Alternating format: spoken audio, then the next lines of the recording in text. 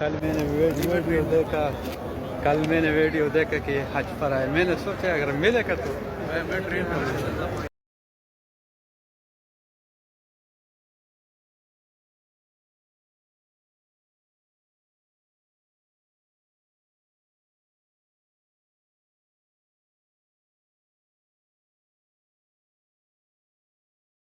دوستو اس بندے کا ایمان دیکھو.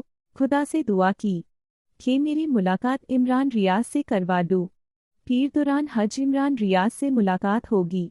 عمران ریاض کے چاہنے والے اس ویڈیو کو لاسٹ تک دیکھیں، ساتھ اس چینل کو سبسکرائب کر دو. شکریہ. میں پاکستان سے کیوں چلا گیا؟ میں تو یہ کہتا تھا میں پاکستان کو نہیں چھوڑنا چاہتا، اور میں تو کہتا تھا کہ میں ٹکر کا بندہ ہوں. تو ایک تو میں نے جب یہ کہا کہ آپ کو پہلی مرتبہ ٹکر کے لوگ ملے ہیں، میرا اپنے لیے دعویٰ نہیں تھا، میں پاکستان کی مڈل کلاس کی بات کر رہا تھا، اس کو نکال کر سنو. اور واقعی ٹکر کے لوگ ملے ہیں جن کو آپ ساری زندگی یاد رکھیں گے. اور جتنی ٹکر میں دے سکتا تھا اتنی میں نے بھی دی ہے اور ابھی تک دے رہا ہوں. میں موت سے نہیں ڈرتا. جو لوگ مجھے جانتے ہیں ان کو اچھی طرح اس بات کا آئیڈیا ہے. جو لوگ میرے ساتھ کام کرتے رہے گزشتہ 15-20 سال سے، ان سے مل کر آپ پوچھ لیں کہ عمران ریاض موت سے ڈرتا ہے، تو وہ آپ کو سارے گواہی دیں گے کہ ہم نے اس آدمی کی طرح کسی کو اتنا ڈر نہیں دیکھا. جو لوگ میرے ساتھ رپورٹنگ کرتے رہے ہیں، فیلڈ میں جاتے رہے ہیں، چاہے وہ کیمرہ مین ہیں چاہے وہ رپورٹرز ہیں، وہ گواہی دیں گے کہ اس آدمی کو ہم نے موت سے ڈرتے ہوئے نہیں دیکھا. بلکہ وہ آپ کو یہ بھی کہیں گے کہ ہم نے اتنا نڈر آدمی بھی نہیں دیکھا.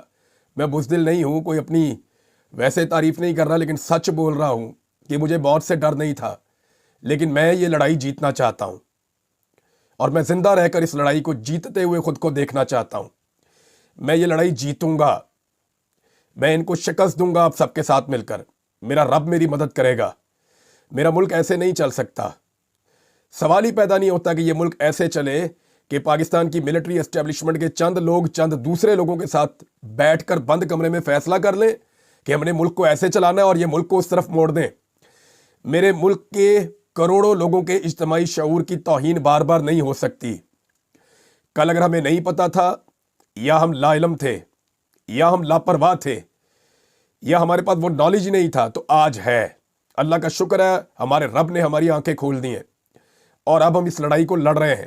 میں نے کہا تھا نا کہ میں اس لڑائی میں اترا اپنی مرضی سے، اس لڑائی کو چھوڑ کے جاؤں گا اپنی مرضی سے، اور میں وہ آخری آدمی ہوں گا جو لڑائی کو چھوڑوں گا.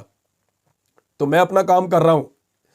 میں یہ چاہتا ہوں، میری خواہش ہے، کل کیا ہوگا میرا رب جانتا ہے، لیکن میں اس لڑائی کو جیتنا چاہتا ہوں اور زندہ رہ کر جیتنا چاہتا ہوں.